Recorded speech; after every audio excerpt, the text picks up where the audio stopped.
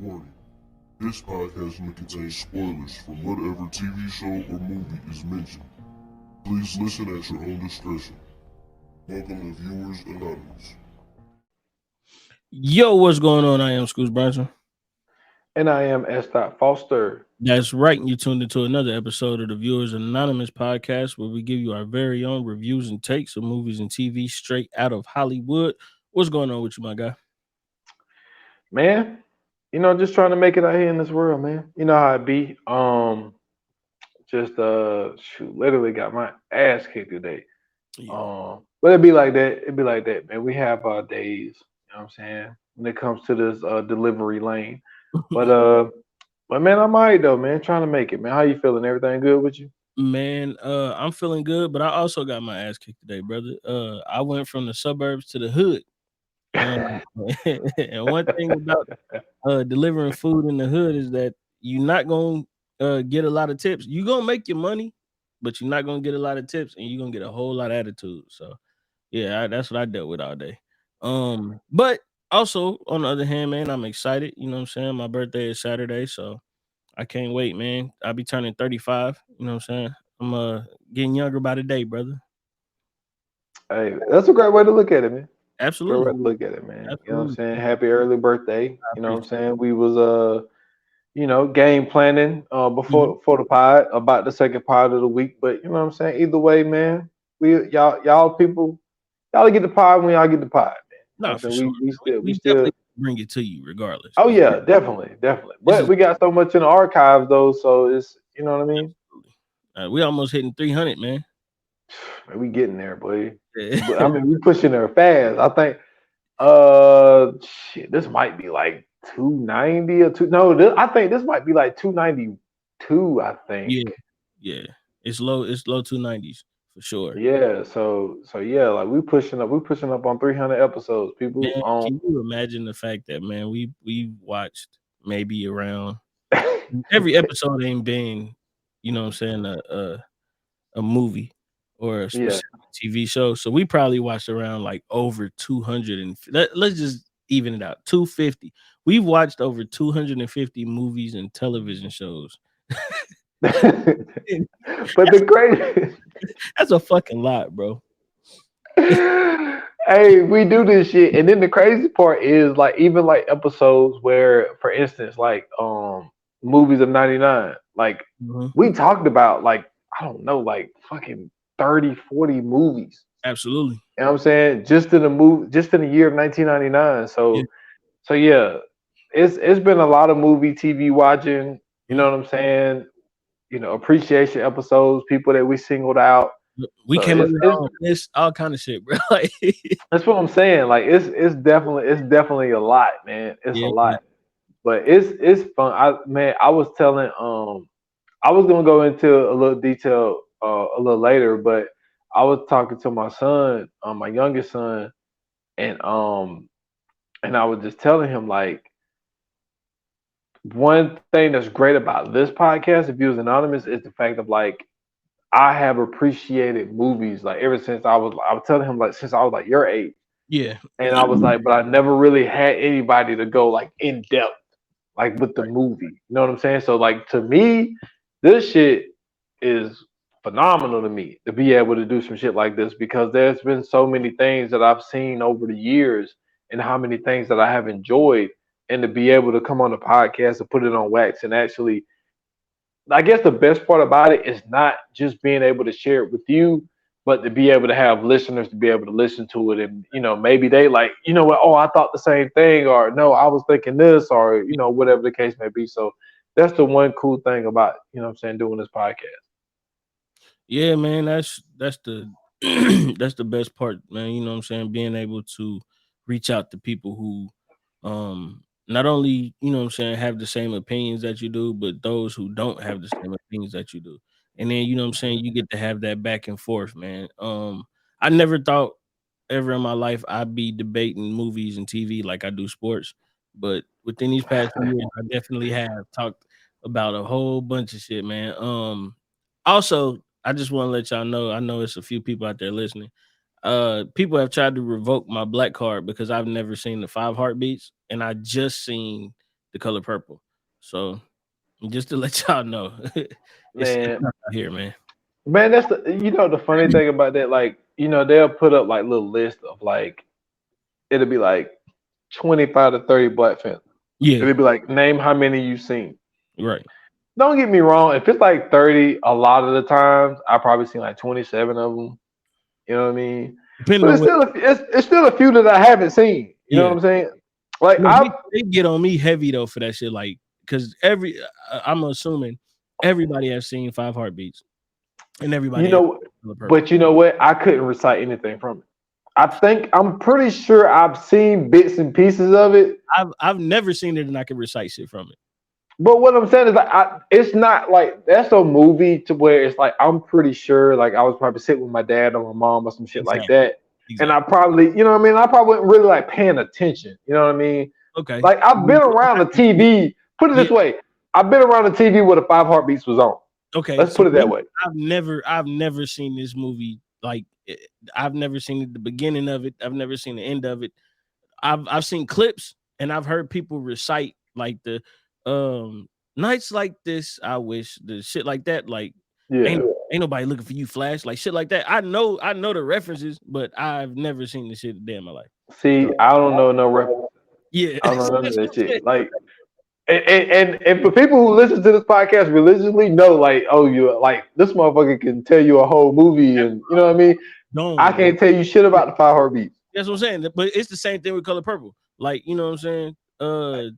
You told Harpo to beat me and shit like that. I just literally, and I'm not even bullshitting with nobody. I literally just seen The Color Purple probably about like a month ago from beginning to end. I've never seen it anywhere other outside of that. And see, I've seen The Color Purple. Since we're talking about purple, to me, y'all can kill me. I don't care. Purple Rain, mid. Oh, I'm gonna kill you for this. How the fuck? Purple Rain is an awesome movie. What are you talking about? Man, listen. Like that. Morris Day, Vanity. Like what? Man, listen. The way the movie come in is fired. And then they came in with Let's Get Crazy. Man, listen. Oh man. All right. Man, listen. Purple Rain is like Five Heartbeats. The fact that I know you haven't seen Purple Rain is no, I seen Purple Rain. No. I've seen Purple Rain a couple times. That's bananas.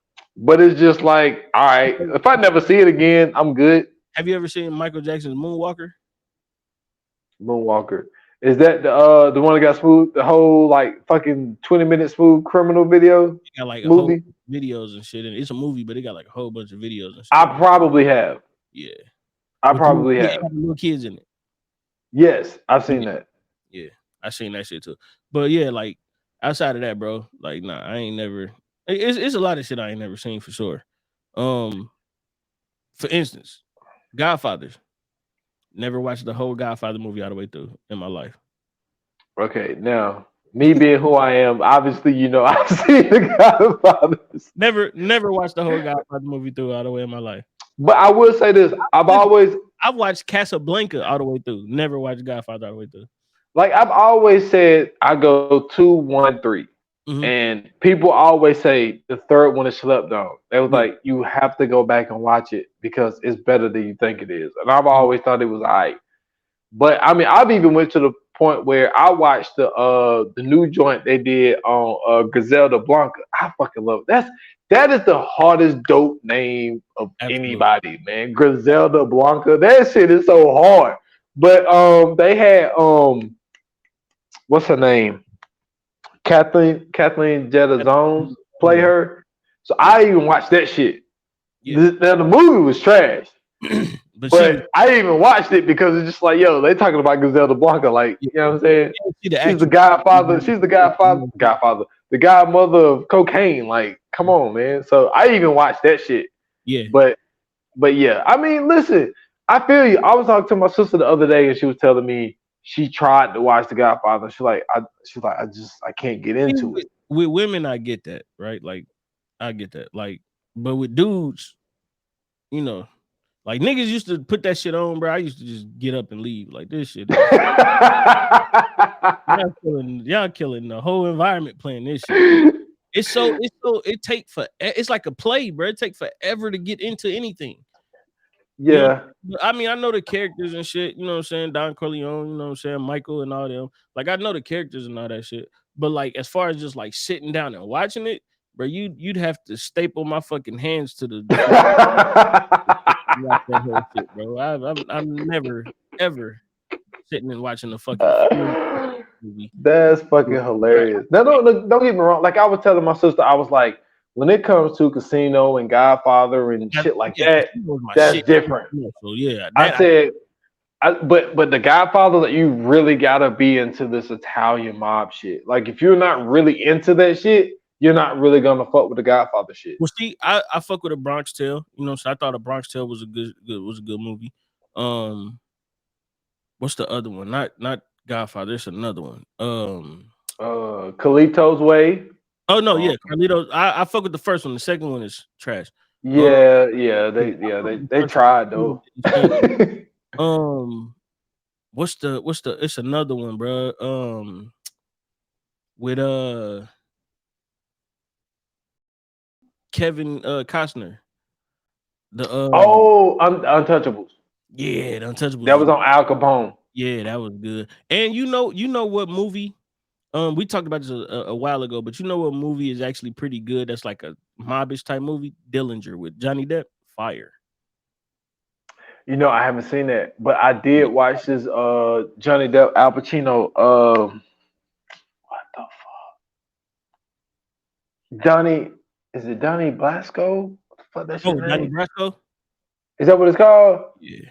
Yeah, I just watched that shit. Never seen it before. I watched it like a week ago, 2 weeks ago. I'm gonna tell you a movie too that niggas really sleep on. Rock and Roller. The British mob movie. Yo, I like Rock and Roller. Rock and Roller is that deal. Yeah, it's another one that they got like that too. I forgot what it's called. Losers. Losers is kind of similar to that. Smoking Aces is similar to that. No, Rock and Roller is I'm trying to think. Is that the one where Brad Pitt is the gypsy dude? No, Rock and Roller had Idris Elba in it. It had yeah, but that ain't the one I'm talking about. Rock and Roller is good though, but that ain't the one I'm talking about. The one I'm talking about got Brad Pitt, and he's supposed to be oh my god, what is this shit called? Snatch. Oh my god, Snatch. Oh, Snatch. Oh, okay. Hey, 10 out of 10 for me, bro. I don't care what nobody say. That movie, I could watch that movie anytime. That shit is so good, bro. See, I'm like that with Smoking Aces. I can watch Smoking Aces at any fucking time. Like that shit is just so fucking dope to me. Pretty good too. Yeah. It ain't that bad. It ain't that bad, but it's pretty good too. But the first one is crazy. Oh yeah, definitely. So listen, man, we got to get into it. You know what I'm saying? We you know what I'm saying, as stretch that out just a tad bit. It's too much fun, man. Why not? But I will say this, man. This show here, if Tom Holland does not receive an award for this show, if what's the chick's name? Amanda Seyfried. If Amanda Seyfried don't get an award if neither one of them gets an award for this show, I'm going to be at the highest level of appalled there is available in this world, because they have literally showed their ass in this show. This show is on Apple TV or Apple TV Plus, whichever one you guys want to call it. It's a 10 episode series. For right now, it's only one season. Hopefully, there'll be another season. Because the way that they kind of set up the ending is it's not necessarily room for another season, but I could see them kind of stretching it for a second season. But SDOT alerted me to the fact that this is based off of a real life story of Billy Mulligan or Milligan. Yeah, Milligan or Mulligan. I think it might be Mulligan because it would have U. Okay, Mulligan. So Billy Mulligan, and it's he had multiple personality. Is it multiple personality disorder? Yeah. I actually it's been on our documentary list for a while. Yeah. Because the documentary is on Netflix, and I had it on the list, and it was the 24 Faces of Billy Mulligan or something like Yeah, that. And it's just something that keeps getting knocked down. We haven't done it yet, right. but yeah, it was actually a story in I think in Cleveland, Ohio, actually, if I'm not mistaken. Mm. And but yeah, he ended up getting found not guilty by reason of insanity because they was able to figure out he had multiple personalities and all Mhm. types of shit like that. But yeah, like, and I didn't realize it in the beginning Mhm. until I actually was looking. Cause see, I've gotten to the point where I'm looking at when they showing like the intro and shit. I'm looking at the names and who's Yeah, involved in this and all that type shit. right. And then I saw, I think it says from the mind of Billy Mulligan or some shit like that. And I'm like, Yeah, wait a minute. And so I fucking Googled that shit and I was like, yo, this is about him. right. And I had no idea. I had already watched like 2 episodes and then it really Mhm. hit me. And I was like, yo, I done had the documentary on the list for a minute. But yeah, you are so right about this. If they don't get any kind of recognition, which it sucks that it's during this time right now of the strike, Yeah, because award there season. might not be any award shows. Yeah, award season is gonna be tough next year if Yeah, they don't. depending on how this strike goes, there Mm, might not be any awards. right. But if there is, it is definitely a disservice because those two, they really, like you said, they really showed their ass in this, man. Absolutely. And I got a new, even though I've always had respect for Tom Holland, it's just more of like, I never really watched that one movie. What is it, like the Devil and the something? Yeah, because he had a movie on Apple TV not too long ago. You right. Yeah, I didn't and watch it. I never watched Uncharted either, but I never got into the Okay, I video watched game. it. Yeah. So I mainly only seen Tom Holland in basically like him as Spider-Man. Peter Parker. Yeah. So to see him play this role, and I'm like, Oh, bro.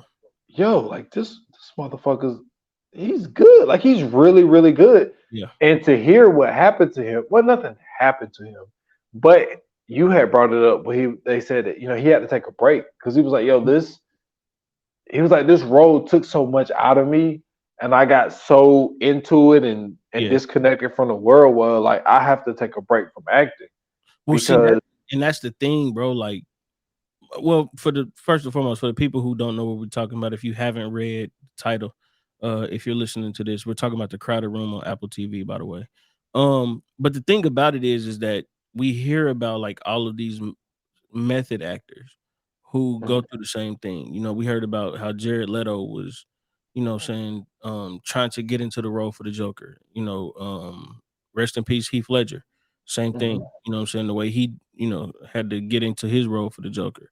The most famous and most known method actor to at least to us, Daniel Day-Lewis.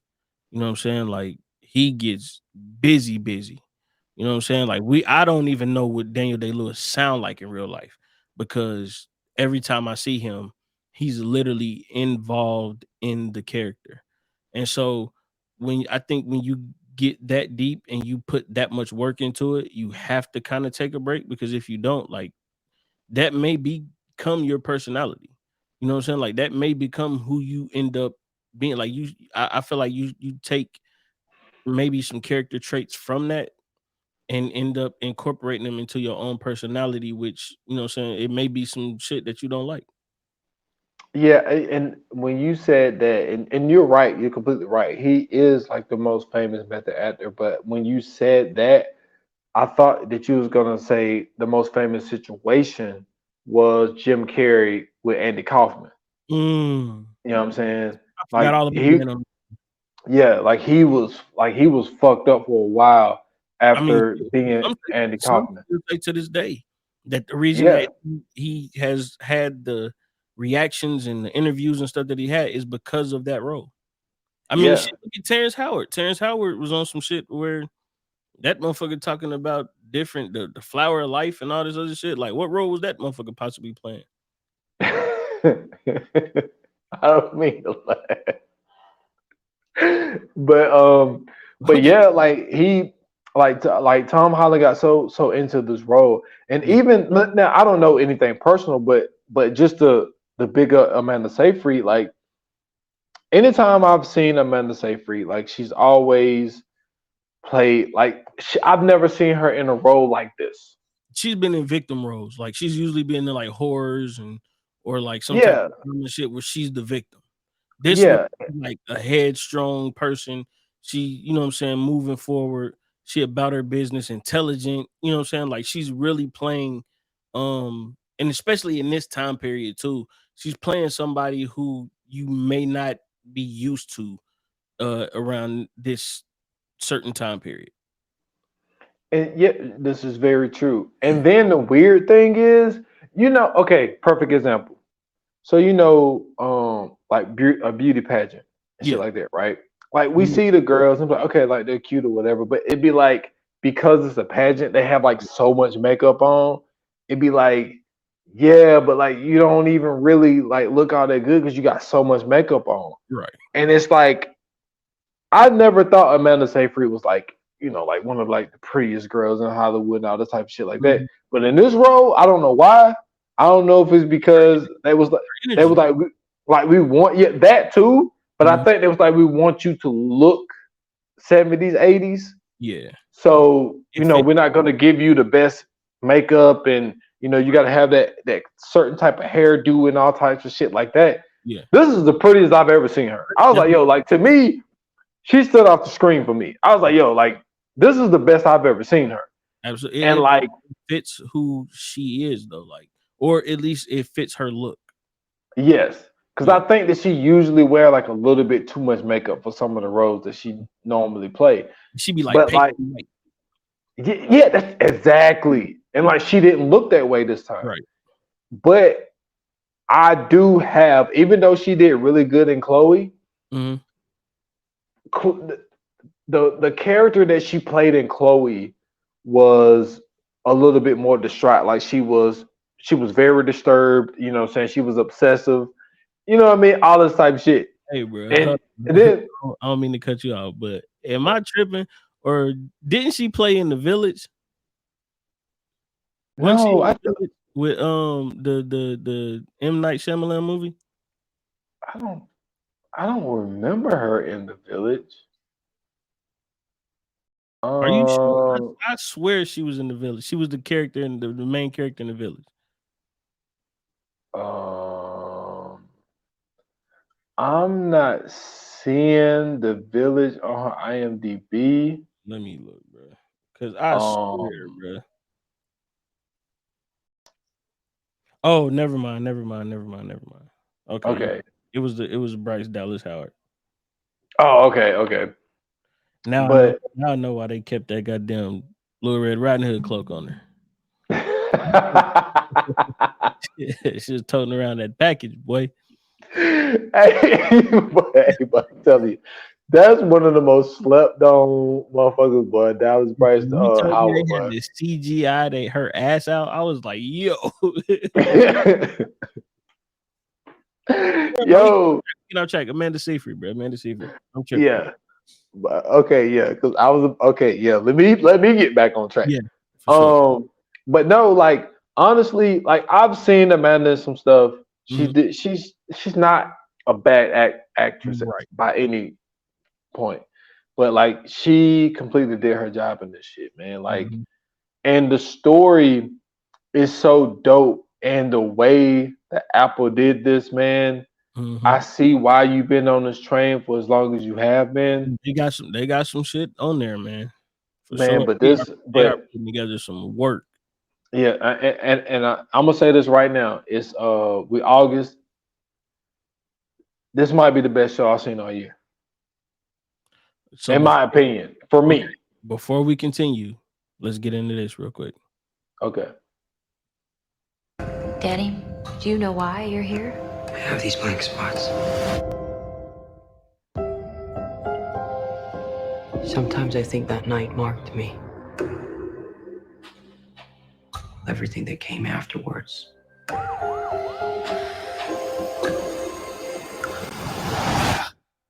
Couldn't be a coincidence, could it? Brought in a kid last night. Might be something that interests you. All right, man. So that was just a small clip from the Crowded Room trailer, just so you guys can, you know what I'm saying, kind of get a glimpse and kind of, well, not a glimpse of, but you guys can kind of hear a little bit about what's going on. So you won't be, you know, too out of the loop. But like you said, this may be the best show you watched all year. Now I will say this. So far this year, as far as TV shows go, we haven't had really anything to really harp on. I know you watch a lot of BMF and Power, so you could probably compare it to that.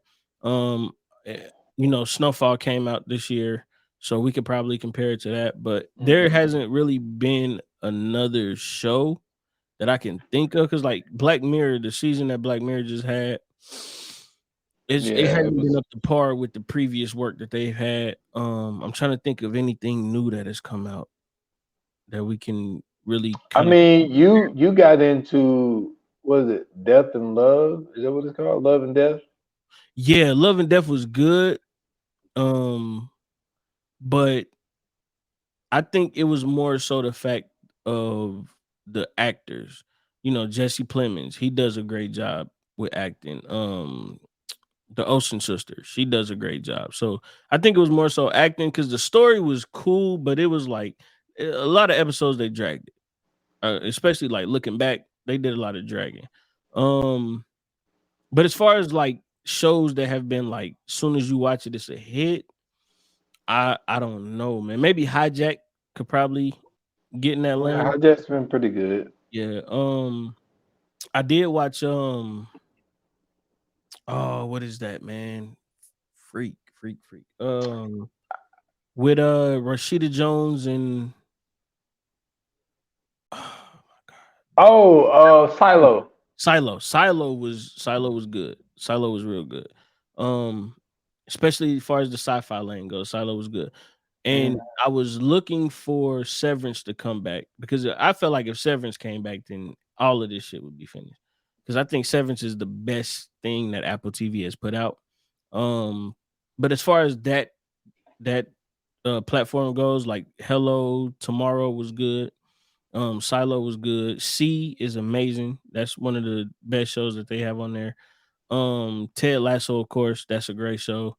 And then, you know what I'm saying, we got like Hijack, we have the Crowded Room, Severance, and those things. I think, to me, though, Severance is the best thing Apple has put together, because it's like from start to finish, it has been nonstop. Like it kept me glued throughout it. And it's one of those things, like toward the third episode, it picks up instantly. So yeah, I think Severance so far for me is good. Ted Lasso, I caught on to that late, but it was worth every minute. But the Crowded Room, for sure, I can say this year, I might have to agree with you, is the best show that I've seen from all platforms, actually. Because I haven't really seen anything from Netflix. I haven't really seen anything from Hulu. Well, Max really hasn't put anything out, and then I haven't seen anything on Amazon Prime. Because I know that The Boys is supposed to put something out. Yeah, like a spin-off type Right. of. I think they call it Generation X or some shit. It was some shit. And then Invincible is supposed to come back too. So I don't know yet. We still got time. So those two might be able to, you know what I'm saying, put up a fight. But for right now, the Crowded Room is, yeah, that's the one. Yeah, it really is, man. And like, you know, and even the way it started off, like you don't really know exactly what's going on in the beginning. But oh well, for the people that don't know, so basically, this one kid, Danny Sullivan, you know, he's not a popular kid or whatever, and his mom is married to this guy. Him and his stepdad got this weird relationship, and he ends up moving down the street to what we thought he was moving in with this guy who protected him because these boys were beating him up Right. from his school. So he ended up dropping out of school, living in his house, meets this girl Ariana, all this type shit. So he's living in his house, but at the same time, him and Ariana, from what we think, Ariana wanted him to shoot this guy because this guy was messing with her. So he shoots someone in the middle of Times. It wasn't Times Square. It was the Rockefeller Center. At the Rockefeller Center, shooting this guy, and so he's locked up. And so Raya or Dr. Goodwin, let's call her Dr. Goodwin. Yeah. So Dr. Goodwin, she's trying to get this psychological program like started or whatever, because she was trying to be like this professor. And to get funding for the thing that she wanted to do, she basically needed something high profile, basically. Right. And so she was messing around with this guy that was on the police force. It was like, yo, like I got this, I arrested this kid, and like you really need to come in and you need to talk to this kid. Like he made this, he was shooting at this guy, and just his story just don't add up. You need to come in and talk to him. So she didn't even want to talk to him. She didn't want to do it at all. Yeah. And so then when she finally went in and really started talking to him, she started to realize that my man got different personalities. He's coming in, he's talking to different voices, different mannerisms, all types of shit like that. And so then she meets with his lawyer, who was an appointed lawyer. He's just trying to plead him out. And she's like, no, like this kid really needs help. Like there's more in depth when it comes to this kid. Like there's more shit that's going on here. And so they end up taking it to trial. And basically, he ended up getting found not guilty by reasons of insanity. Mm-hmm. But the whole lead up to the show, not to the show, but like us introducing us into Danny and all of this type shit, like you start to see, like, okay, let me ask you this question. When did it start to appear to you that all of these people that were around him wasn't real? When like around what episode were you like, oh shit, like none of these people are fucking real? Like when did you start to catch on? It got real to me once what is the foreign guy's name? Oh, I can't pronounce that shit. Hold on. Yitzhak. I don't know how to say that shit. Yitzhak or Yitzhak. Hold on. Oh my goodness. Yitzhak, I guess. Yeah. Once the second time, I forgot what episode it was, but the second time he had kind of like been gone for so long, that's when I realized like, okay, something is off. I didn't know that he wasn't real or not, but I knew something was off because it didn't make any sense whatsoever. The way that, you know what I'm saying, like the way that they had set everything up to just give them, because when he first moves into the house and he's talking to Yitzhak, there's rules in place. You know, Yitzhak gives them rules. And then once he had given them the rules, all of a sudden he disappears. And so once he disappears, it's like they just breaking all these goddamn rules. And I'm like, wait a minute. So what if dude just happened to come back like nothing? And so that's when I was like, okay, something is off. Because there's no reason for him to not, you know what I'm saying, be back and have them and talk to them and shit. And then the other thing that I had kind of thought was weird was the girl. Ariana. Yeah. There was no there was no like reason for her to have the situations she was having, if that made sense. Especially when she was so close to Danny. And then like 1 minute she liked him and the next minute it was like, go fuck off, Danny. And then like she out with some dude calling him an asshole, crying and shit like that. And like the way he was so attached to her was weird too. because it was like he was feeling her, and then it was like she wasn't really. She was just like living life. So it was like, all right, you know what I'm saying? That's when I kind of started getting skeptical. For me, it was during the interview process, like when Dr. Goodwin would be sitting down with them, and she would be like, "Yo, like your story doesn't make sense." And he would be like, "Yo, like what are you implying? Like, are you implying that I'm the one who did this?" Mm-hmm. And then like, so this was probably around the third or fourth episode where it's like, "Yo, like you said, some of this shit ain't adding up. Mm-hmm. Like some of this is starting to seem like really, really weird. It's like, what is really going on with this whole situation Right. with Danny?" And so for me, I think what gave me the confirmation was the one thing that was pretty weird was when Danny threw the party at the Mm-hmm. house. And he always had the weirdest interaction with the drug dealer guy. Mm-hmm. And I'm like, what is up with this drug dealer guy? Like this. You know who else I thought he had a weird interaction with, and maybe it's just me, but the what was the girl's name? The girl from the school, the blonde girl from the Yeah, school, yeah, Annabelle. yeah, Annabelle. That Yeah, dynamic was weird for me too.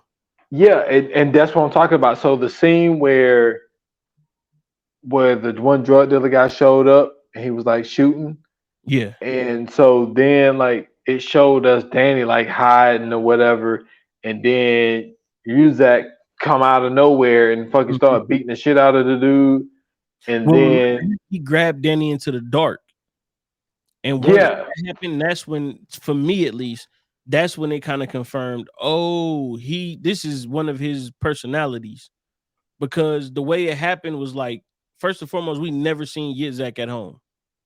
Like we never seen him come home.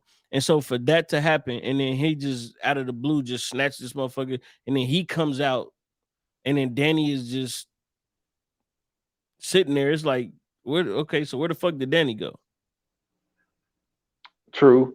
You know what I'm But then also I had just a little bit of a cheat code because I knew that this was the story of Billy Mulligan. So then he beats the shit out of the drug dealer guy, and then all of a sudden Danny goes to the girl like, "Oh, it's okay," and she's like, "Get the fuck away!" Like first of all, she did a really good job saying? because like her whole facial expression All that, completely changed. yeah, Like all that shit just completely changed, and she was like, "Yo, like you're crazy," and she runs out, and it's just like, "Yo, something is going on."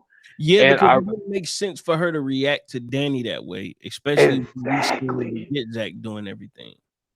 exactly, because I was like, "Why the fuck is she so scared of him?" Right. Like, you know what I'm saying? He didn't do anything, and that's when, because I think at the end of that episode, that was when Dr. Goodwin finally got him to like, oh, okay. So then that's when we get what's that personality called? The foreign guy. Oh, Um hold on, I got you. You Jake, talking? not Jake. I got you. Hold on, Oh, what is his name? Jack. Jack. Yeah, Jack. And that's when he started talking in the British accent. And I'm like, yo. And I was like, that's when, first of all, the reveal, this was one of like the best reveals. The way that they pulled that out mm-hmm. in their little interview session things or whatever. Mm-hmm. Like the way that they even did it. First of all, let's say this. In the This episode, that was brilliant. That's what I'm saying. But the writing was Yeah. so fucking good in this show, and this is why. And I hate to plug my podcast because I don't really like plugging my podcast, and especially in the middle of a podcast. But I Mhm. did the episode. I did what 131, I think. I called it AI streaming, right? Yeah, the one. And what's dangerous about this whole AI and writers going in and tweaking shit here and there and all this type shit, the creativity and all of that type shit. Because what I was saying was, what's dangerous about this AI shit writing scripts is the fact that people has gotten lazy. And what I mean by people has gotten lazy is the simple fact of I think Hollywood know that they can get away with the AI writing scripts because of how lazy people have gotten. People will watch any.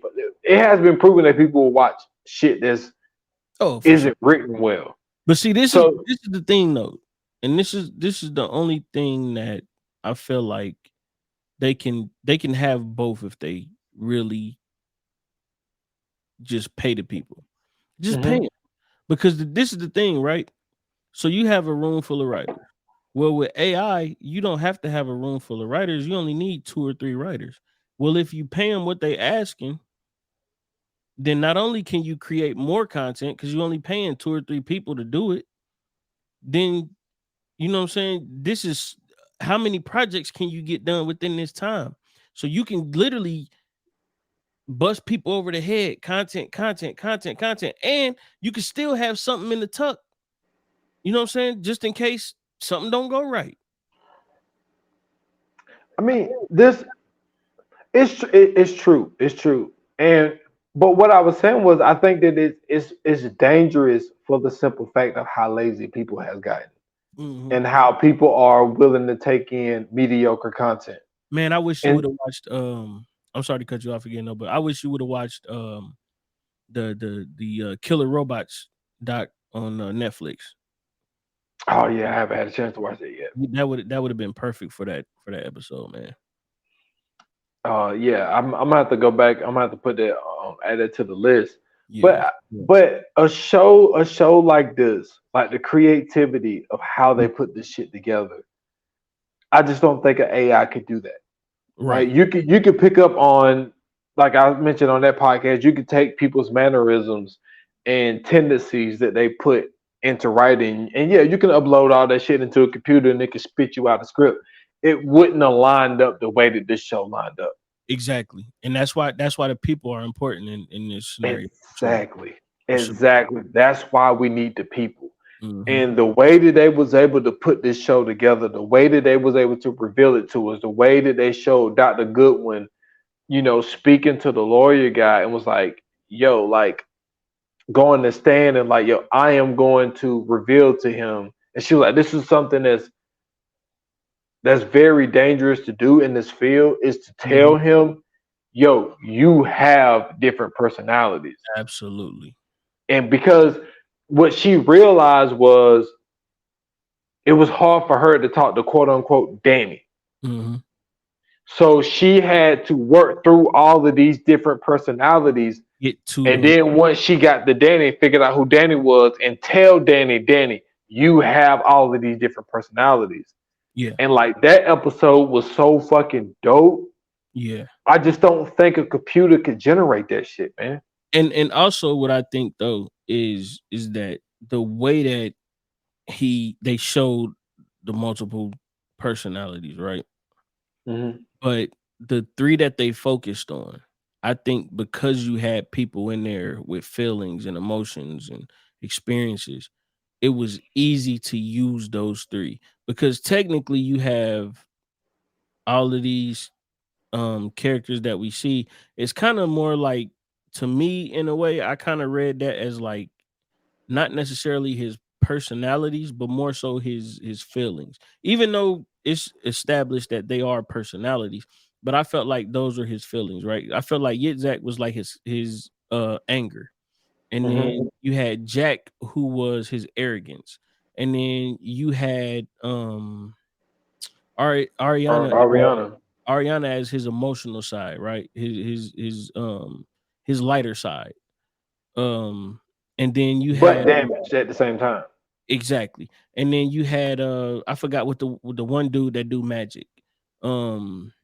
I forgot the other 2 dudes' names, but then the one dude that did magic, that was his playful side. And then the other guy, Johnny and Mike, by the way.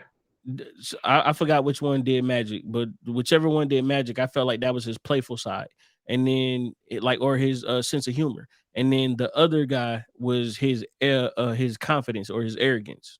You know what I'm saying? So I felt like those were not just his personalities, but also his feelings, in which at this point they're 2 and the same. But I felt like that's what we kind of saw with that, because if you notice, whenever he would get angry, Yitzhak popped out, or um whenever he would need that confidence, Jack would pop out.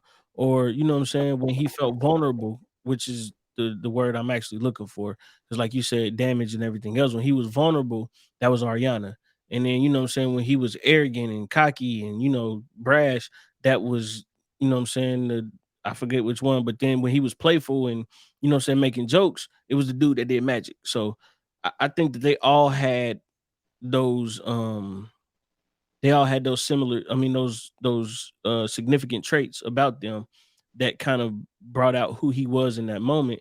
And also, because they were talking, he would always talk about having a little brother, and we find out later on in the series that the brother was never real. That was just a personality he took on to cope with the fact that he was being sexually abused.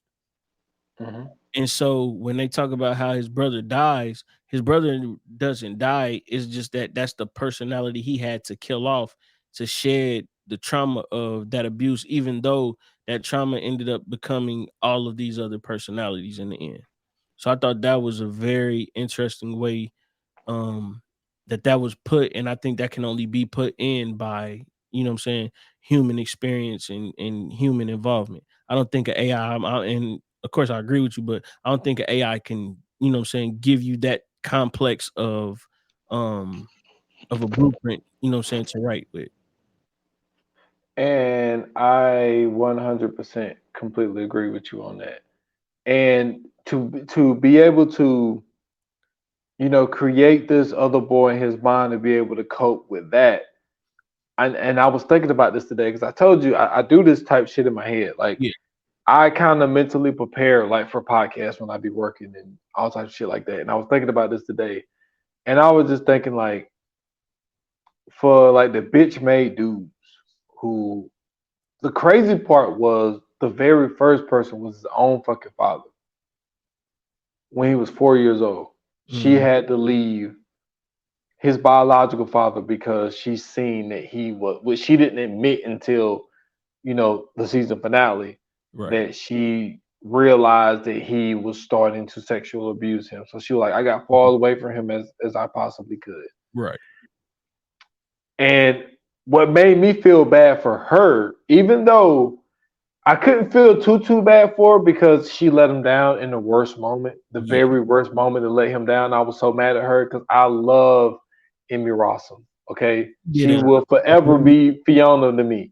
She did an amazing job. She did. She did an amazing job playing Candy. But oh man, you want to talk? I'm emotionally fucking involved in the show. And when she went on that, when that dude got in the elevator with her, and it was like I knew it. It was like I fucking knew it. I knew he had mind control over her and was gonna get her to switch her whole fucking shit up. Mm-hmm.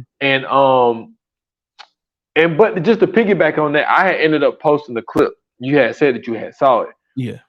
And I had put up that it was a disservice because I was like, the reason I said it, so I posted a clip on a reel. And the reason I posted this clip and the reason I said that it was a disservice was because we're gonna try to put the link to that clip in the description as well. So if you guys are listening to this, we're gonna try to get that link in there. That way you guys can instantly go there. If you don't follow which you should be, by the way. But if you don't follow him and you haven't seen it, you'll be able to go there and see what he posted. Yeah.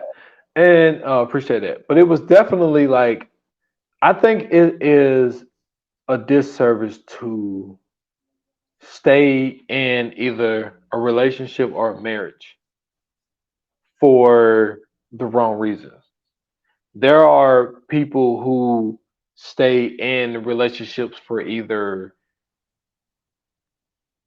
kids or finances or just stability for the simple fact of just having somebody around. And I also think you got to remember too, like this is a specific time period. What this is Yes. supposed to be like the early 90s, I believe. Possibly late 80s. Yeah, so mid to late 80s. Around this time, like women are just coming to their empowerment. Yeah, so because the what's the name? The women's movement was in the 70s. exactly. So they're just now like starting to get that just due. And then you also have to remember, like, she's busting her ass left and right by herself to make sure he's cool and make sure he's safe and he has a home and he can go to school and all this other stuff. And she's sacrificing a lot as a single parent. So then when she gets this guy who comes in and is able to not just take care of her, but take care of her child as well, you know, there's a lot that comes with that. And even though, I feel like there's no excuse for a parent to ever let their child go through anything like that. You in that time frame or in that time period and in that mind frame, you can kind of understand why she took the route that she took. Because she was also in a situation where she didn't want to have to keep going, and as selfish as it is, she didn't want to have to keep dealing with what she's dealt with already. You know what I'm saying? Like, she's in a space now to where she no longer has to struggle. And if you've been through struggle and you no longer have to struggle, sometimes you do what's necessary so you don't have to struggle anymore. And it's very true. And we see a lot of people. And the other thing that I didn't add to that was abuse. Like, Exactly. we see people who will sit back and deal with abuse. You know what I'm saying? In any form. And yeah, in any form, whether it's mental or physical, because Yep. mental could be just as fucking worse as physical. Verbal just as Some well. people don't realize. Yeah, some people don't realize that shit. Like, you can get verbally abused from someone, and that shit could be. And I know what some people may think, but I don't give a shit about none of that shit. Right. They think that because you are a man, you can't be not physically, but mentally abused by a woman. Like, this shit can easily happen to a man too. And But like, that scene was so fucking monumental and strong to me, where I just felt, I was like, yo, like, I need to share this. You know what I'm saying? And I posted it because I think it's a disservice but to close that out was, I think first of all, I think it's a disservice to yourself. mm-hmm. To stay in those type of circumstances. Right. For reasons that I mentioned earlier. Then it's a disservice to the spouse or the partner that you're with. It's also a disservice to the kids or a kid or whatever the situation may be, but it's also a disservice to the next person who could be possibly waiting for this right person, and you could be that right person, but you're staying in a bad relationship for alternative reasons. So that's why I was like, yo, this is a disservice to do this, but that scene was so powerful to me. But to see Candy go in there, to go in that courtroom after she had that conversation with dude in the elevator, mm-hmm. and then to go up there and just fucking leave her son hanging like that, man. Like, I was so fucking mad at her, man. I was like, okay, it's interesting that you say that, right? Because okay, you pinpointing it in the courtroom. yes, the courtroom. For me, I pinpointed it way before that. I Yes, pinpointed when they pull up to the house and she's telling him, like, yo, come home. Like, it's like, come home. We, you know what I'm saying? Everything is gonna be okay. You need to come home. And he turns into Yitzhak and he's talking to what's his name? Marlon, not Marlon. Marlon. It is Marlon. It is Marlon. He's You're right. You're right. Marlon. And Marlon's like, I'm not about to keep dealing with this shit. I gave you the chance. You didn't want to do it. Fuck you. And then he's telling her, like, yo, bring your ass. Like, he don't want to come home. Fuck him. Let him live on his own. Fuck it. You want to be a man? Be a man. Like, that type shit. And I right then and there, that's what showed me, oh, she's failed. Because there's no way as a parent that if my child is going through this and dealing with these emotions and dealing with this type of situation, even though this is something that nobody's ever seen before, technically, or really mostly nobody's ever seen before or witnessed before, or having to dealt with, having to deal with, I'm not leaving my child behind like that. No, I don't give a fuck what Marlon is saying. Yo, if at the end of the day, this is my child, bro. I gave birth Mhm. to this motherfucker. This is somebody that I've, you know what I'm saying? Like, this is the person that, you know what I'm saying, is under my supervision and I'm responsible for. You have to fight for that. And the fact that she showed in that scene that she didn't fight for him, that's when I knew. I was like, oh, it's over. Whatever is going on is going to get bad because he doesn't have anybody. And for the moment, we thought that, you know, Yitzhak and Ariana was there for him, but we seen how toxic Ariana was. We seen that Yitzhak wasn't even there most of the time, and so even then, it seemed like, well, shit, he really on his own. And that's when I kind of, you know what I'm saying, figured like, yeah, she failed him. Yeah, and she definitely did. And that scene, it made me so upset. And but to also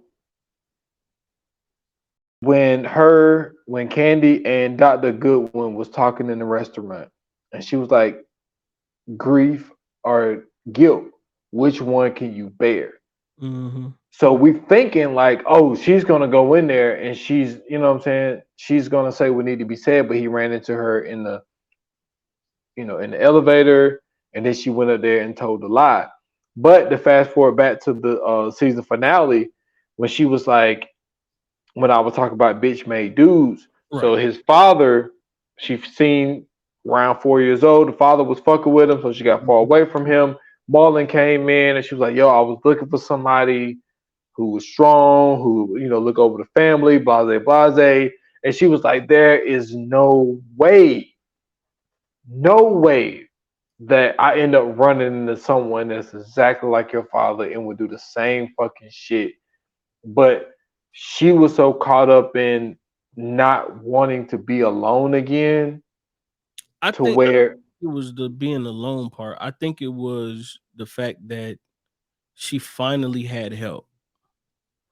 Because even you got to remember, like, and this is just from experience dating somebody or being with somebody in the medical field. That shit is Mhm, strenuous. I'm talking about mhm. 12-hour shifts, 3 to 4 times a week. Like, it's not a lot of time you get to spend with your child or your kids because either you working or you trying to catch up on sleep, or, you know what I'm saying, especially being a single mother, you working, you trying to catch up on sleep, you got to cook, you got to make sure you eat, you got to pick them up from daycare, you got to drop them off at daycare, or you got to pick them up from school, drop them off at school, and you got to make sure if he in if he's in extracurricular activities, you got to make sure he's going there. Or if he playing a sport, you got to make sure. So it's so much that's involved in being a single parent and trying to make sure that not only, you know what I'm saying, are you working to, you know what I'm saying, provide, but you're also giving them the experience they need as a child. It's a lot to put on one person. And so I think that her being with Marlon, it kind of eased some of that pressure because, yeah, she's working and she's helping provide, but Marlon is the one that's really taking care of those financial responsibilities, and that's giving her some sort of leeway to really be with him and, you know what I'm saying, be a parent in a weird Yeah, way. yeah, and I hear what you're saying, but it's also one of those things where there's like a give and take. It's like with this, you have, well, in this situation, Yeah. your son is being sexually abused, And and the it's like, crazy part is, yeah, you're right, because she knows it. yeah, she knows it. Yeah. She knows it. And it's like, what are you willing to risk for that help? And Right. that's what I mean by it's a disservice. First of all, look, it's fucking hard. For the people Mhm. who never done this shit before, it is fucking hard. Yeah. It's hard trying to do this shit by yourself. There aren't a bunch of single fathers. I know a few dudes who Yeah. have full custody of their kids or whatever. But like, yeah, the shit is fucking hard. But it's what you're dealing to deal with as an individual. And Mhm. for me, it's like, yo, like my previous relationship, it was some shit with the kids. Obviously, I'm not gonna get into it. It Right. wasn't nothing like that. It wasn't no sexual shit or nothing like that. But it was some shit that was dealing with my kids. And I was like, you know what? I would rather do this shit on my own Mhm. than to keep this, relationship going or whatever. But Marlon was a fucking super predator. because of the And they showed job it, that he too. had. He worked Yeah. with Thank fucking unprivileged kids. you. Mm-hmm. And so his character was definitely like the worst fucking character in this whole fucking shit because of what he was doing to Danny as a young child, but Mm-hmm. also being around other unprivileged children. Right. That's what made him even fucking worse because what they never showed us, and we don't know if Marlon ever tried any other kids. We don't know because they don't Yeah. show us. Yeah, because well, they kind of hinted at it, which was something I did appreciate because it kind of gave you a look into where they were kind of headed, and that's when I kind of knew as well. Like when they showed Marlon at his job, he was talking to the little black boy, and you know going through the motions of that. And that's when I kind of knew like, okay, something is off about dude. And then the when I seen the situation with Ariana when she was at the club and she was dealing with dude and dude was talking about I love you and everything else. And then once we figure out that he was Ariana, that's when I knew, oh, okay. So this definitely stems from him having multiple personality disorders. And the only reason I bring up Ariana because, like we said, she's the one that's really the damaged one. She's the one that you see crying um, on the bed. She's the one that you see going through the most trouble. And also, that's the one that he, to me at least, seems the most connected with.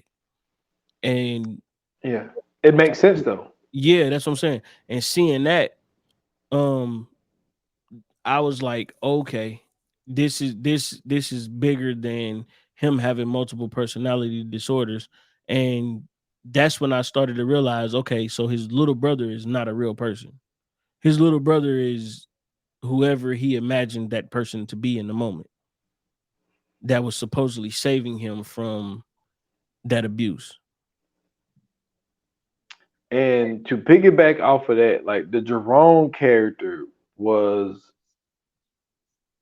bigger than I think some people may realize he was. And Jerome was the black guy that Ariana was quote unquote dating in the club or whatever. The guy that was in love with her. And so to see the scenes where Jerome would visit the prison and would be like, "Yeah, you're not Ariana." You know what I'm saying? Yeah. He was like, other than Dr. Goodwin, he was the first person to be able to look at Danny and be like, there's something going on with you. Like, I'm sitting here with you right now and you're not Ariana. Right. You know what I'm saying? But then remember, Ariana popped up for a little quick second to say goodbye. Yeah. And he instantly knew, oh yeah, you're Ariana. So Jerome knew. He was able to pick up like, yo, I don't know, because at the time there wasn't no such thing as multiple personalities. Right. This was something that was basically pretty much new to the medical field. Yeah, it was pretty new because around that time a lot of shit. That's what they're arguing in the courtroom. Exactly. Yeah. Because the prosecutor was like, man, we could just blame anything on alternates and all types of shit like that because it wasn't a such thing back then. The same thing with serial killer. There wasn't a such term as serial killers until we saw, you know what I'm saying, the FBI with mind hunters and shit developed that whole shit.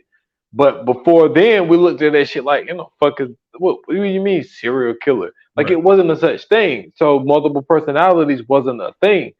But for Jerome to be able to sit down with a person and be like, yo, the person that I'm in love with is you, but it ain't you. And for him to switch to Ariana real quick to say goodbye and for Jerome to pick up on that shit, I thought that was a very significant scene to be able to show that. But the whole trial shit and the sessions that Dr. Goodwin and Danny was able to have was some of the best fucking TV you can watch. Absolutely. Like that shit was so captivating, man. And the way that they was able to put that shit together, the season finale, the way they closed the show out was phenomenal. That whole that whole scene of them putting Danny on the stand and they knew that he was Jack. First of all, shout out to the lawyer. And I think that I'm gonna ask you this question. Do you think what really, because for me, I don't think the lawyer was fully on board until this one scene happened. Mhm. So when the mom Dukes sold him out and he put himself in the infirmary when he shut his hand in the door so he could get something to possibly kill himself. So he tries to kill himself. Ariana pops up, pushes him off the bed, so he's in the infirmary again. Mhm. And so the lawyer and Dr. Goodwin goes to see him, but he's Jack. And to me, I think that that's when the lawyer was like, I think that I could be wrong. You could have a different opinion, but I think that's when he really was like, yeah, I'm with you, Dr. Goodwin. Like first of all, in the beginning, I ain't believe you on this bullshit. Like, oh, this is bullshit. This is crazy. But then, like, once, because what was so great about Tom Holland's performance, it's not the fact that he just changed his voice. It was the fact that his whole mannerisms, Yeah, every fucking thing everything. changed. Yeah. Everything changed. The way he sit, the way he moved his face, the way that he talked, the way that he sat. Yeah. Everything was fucking different. Yeah. And so not Danny, but Jack is sitting on the bed saying, look, what have you done? Like, all you done is made the situation worse, and I'm taking over from now. So Right. y'all can just leave. And then they went and they had the conversation, and what's the name? And she was like, it wasn't Danny's fault, it's the little kid, and we should put him on the stand. I think that was really like the hugest turning point was when he was able to look at Danny and actually really see Jack sitting there and was like, yo, we need to put this dude on the stand. Well, this is the thing, right? Like, so when he's first introduced to all of this is him and the doctor talking. And she's trying to explain to him, listen, you might be able to win this case. That's their first interaction is her saying, just don't give up on him. Like, this is not just a regular case. Like, yo, there's something to this. And like you said, it took him a minute to get to the point to where he actually sided with the doctor and started believing, because for the most part, if you even just look at it, him and Danny or any of the personalities Danny has never really had any interaction the way that him and the doctor or Danny and the doctor had. And so once once he seen the whole Jack in the bed thing, right? It's like, oh, okay, this is for real.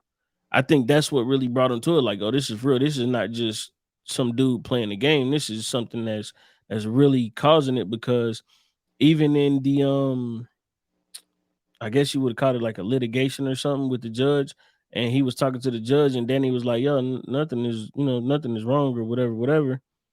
And then when he went outside, Jack had took over. And she was talking to Jack, and the lawyer heard it. It was like, yo, what, like, the fuck? So I think that with him seeing that and him actually getting a chance to witness it and realize, okay, there's something to what she's saying, because why all of a sudden does he have this British accent? Why is he doing this now? You know what I'm saying? Like, what benefit would it cause him? And I think that's what kind of caused him to say, okay, something ain't right here for real. She's on to something. And I think that him bringing up the quote unquote little brother, and what I'm saying, while Danny was supposed to be testifying, and we figure out that it's Jack impersonating Danny.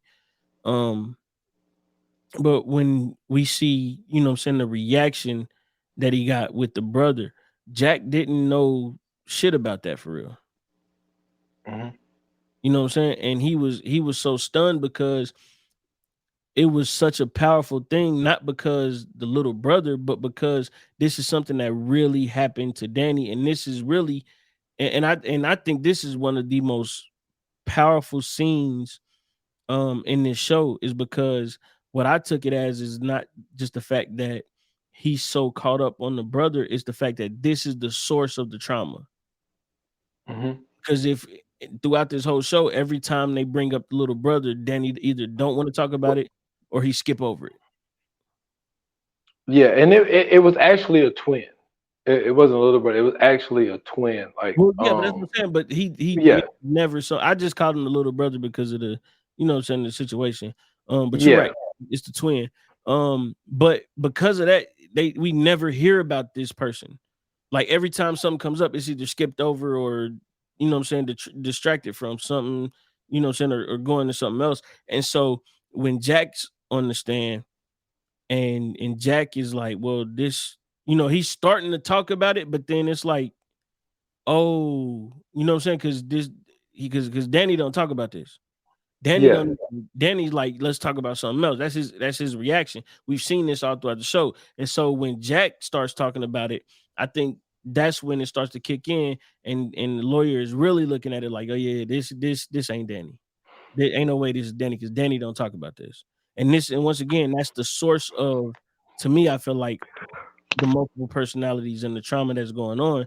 And so because of that, I think that was the thing that gave the Danny personality, his real true self. I think that's what gave him the strength to really, you know, come to and be like, yo, we can't do this.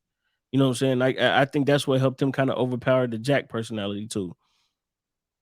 yeah. And I thought that when, like, what was really powerful about that scene about having Jack on the stand and showing Jack, because I think that the Jack personality didn't know anything about the little boy. I think that was something that Danny kind of shielded from Jack, and I think that that's the reason why the lawyer took that approach. Well, obviously it was because Dr. Goodwin told him to, but like, so when he was doing that approach of like, why we don't see your twin brother in any of these pictures and all of this type shit, and Jack is getting flustered because he don't really know what to do or what to say. He's trying to play along just with the small amount of information that he knows. And what was great about that scene was you had Danny in his head banging at the cell that he locked him in, and like he even on the stand turning around telling him like stop it. And I was like, stop what? Like, who you talking to? And like Danny is banging on the door and distracting him from the line of questioning that he's getting on the stand. And another great thing about this whole court scene was to see DDA Richards, her facial expressions while this shit is going on. Because now even she's starting to flip. She's like, oh shit, like maybe what they was talking about,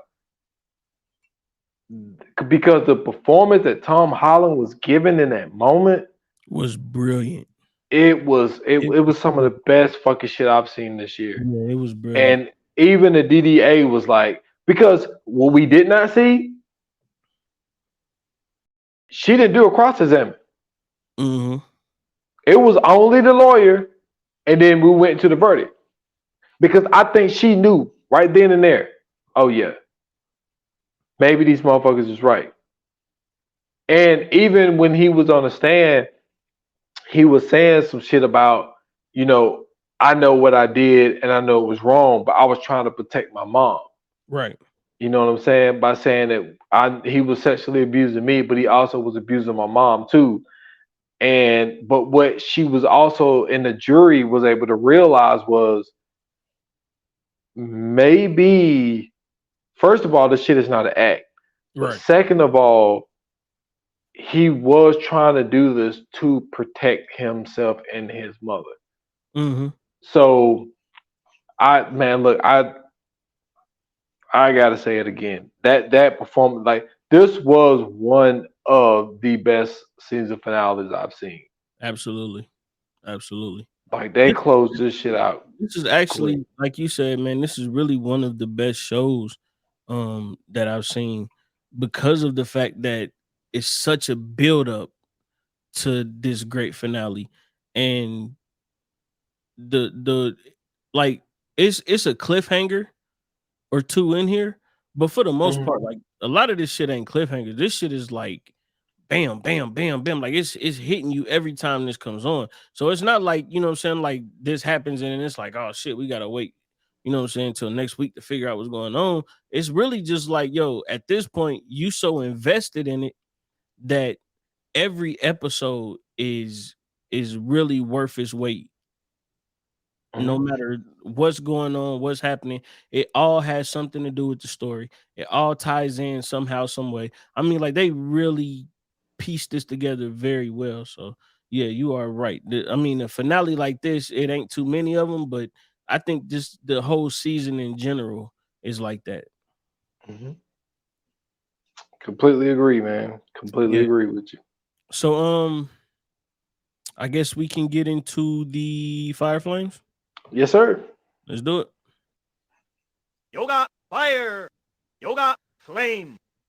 All right, man. So I'm kind of guessing where you're going with this, and I know where I'm going with this. I know where I'm going. We on the same path, man. What you get? What you giving it? Man, 5, man. Okay, we on the same path for sure. Yeah, 5. Like Because point blank. this is that good. It was that good. The story that they took, it was great. Everybody that they chose to play the roles were great. Um, Everything fit like a glove, man. And I hope that Tom Holland is able to, I don't want to call recover, but I mean it is some kind of recover because he said mentally this role has done something to him mentally. So I hopefully he I oh think go that ahead.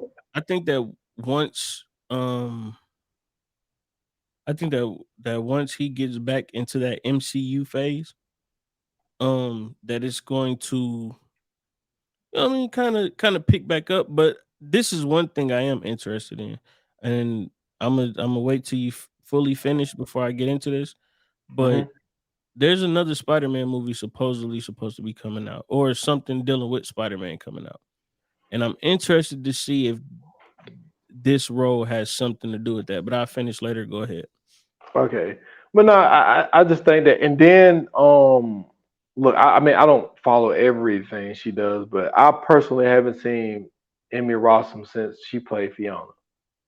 And for this to be the next thing that she did, even though she's not the main character, Right. but the person that she played was very significant. So I just think that everybody that they chose to play these roles, they did a really good job. The writing was phenomenal. Mm-hmm. Um, Everything, man. 5.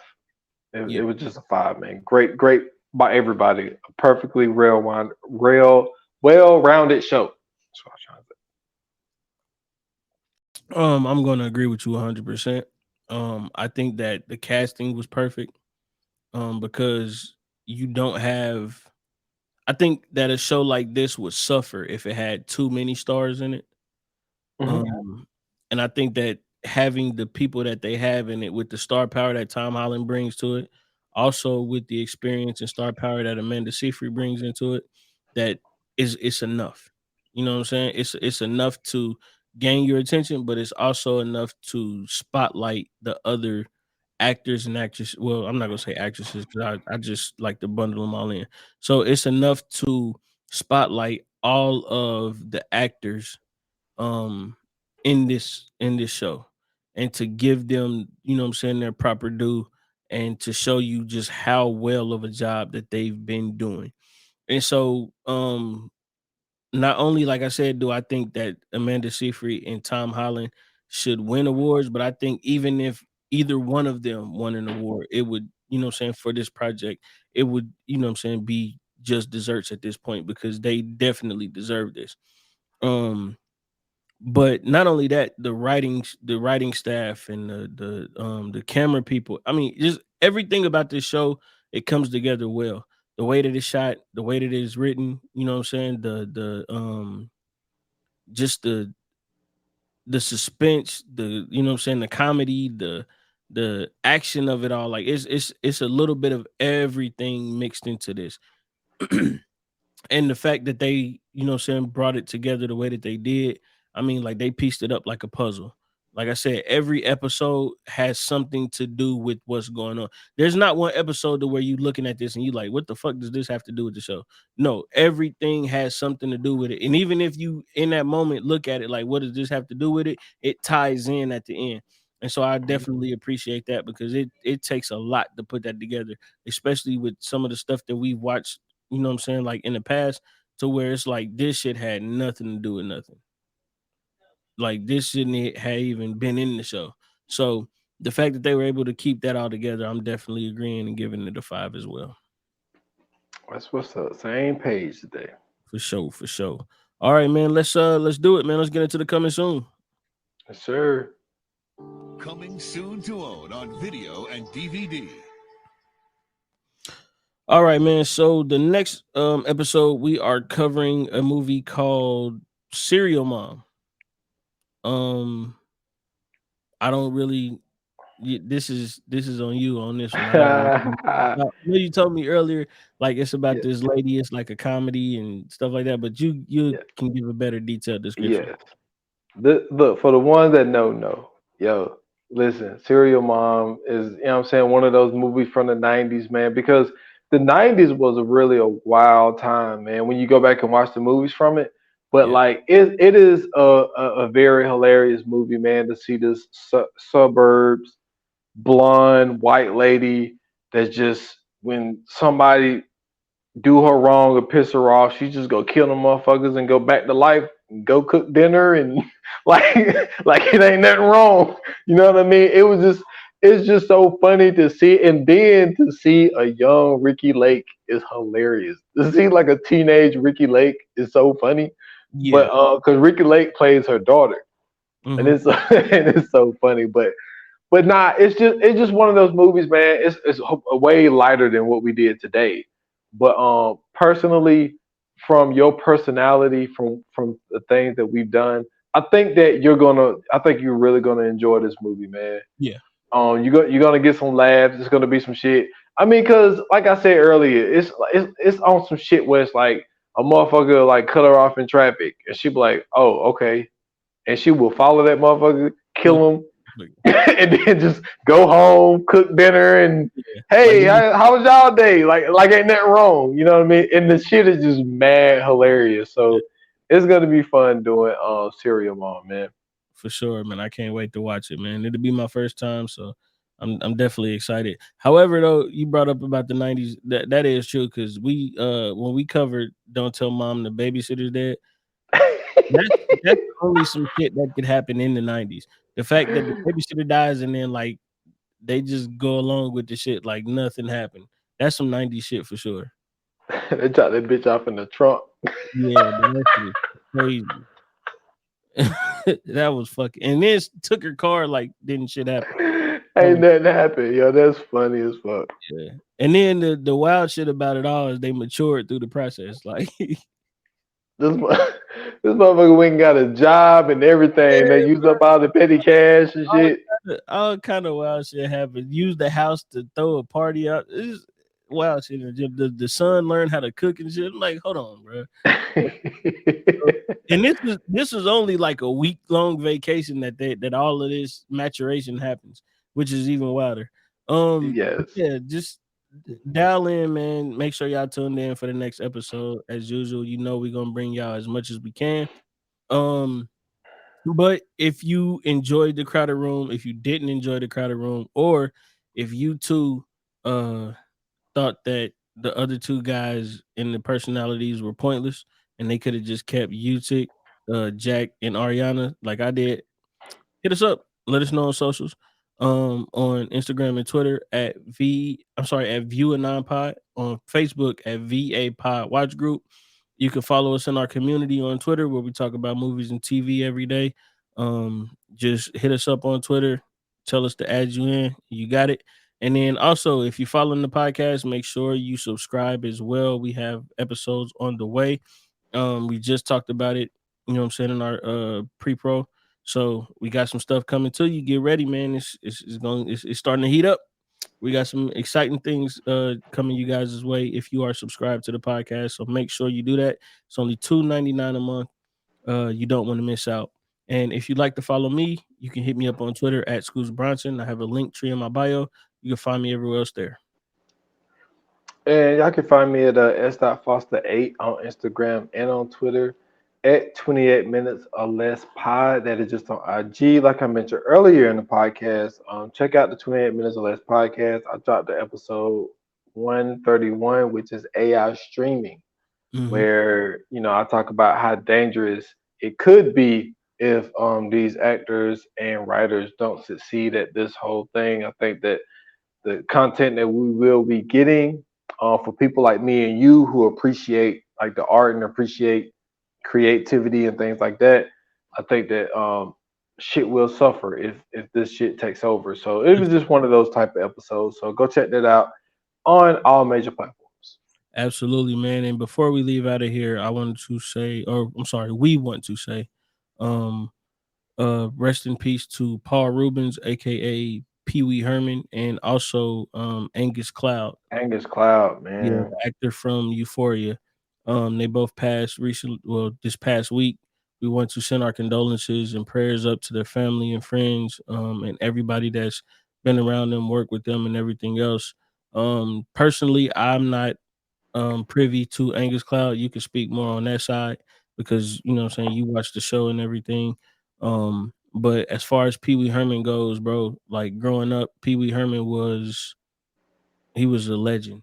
You know what I'm saying? Pee Wee's Playhouse, Pee Wee's Big Adventure, the Pee Wee Herman dance, which was incorporated into hip hop, like it's a whole bunch of stuff, man. And then personally for me, you know what I'm saying, like I told you off air, bro, Mystery Man, where he was the dude that his superpower was farting, hilarious.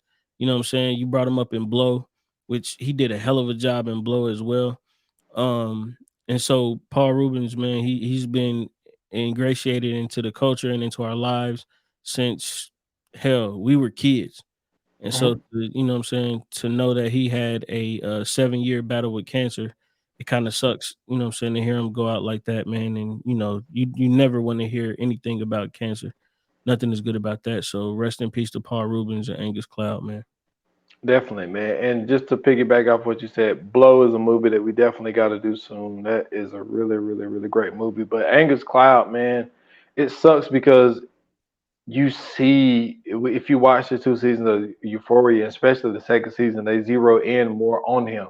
I think they realized the talent that he actually was, and he had a bigger role in the second season. Yeah. And the fact that it was swirling around of how much he resembled Matt Miller, and it was going on that he could potentially play a biopic of but Matt Miller, and he would have been perfectly for it. Like he would have fit that role like a glove. And for him to, to lose his father, and we don't know exactly everything, but just the fact that it potentially could have been a self-termination type of thing. He was only 25 years old, but yeah, man, he was definitely a talent.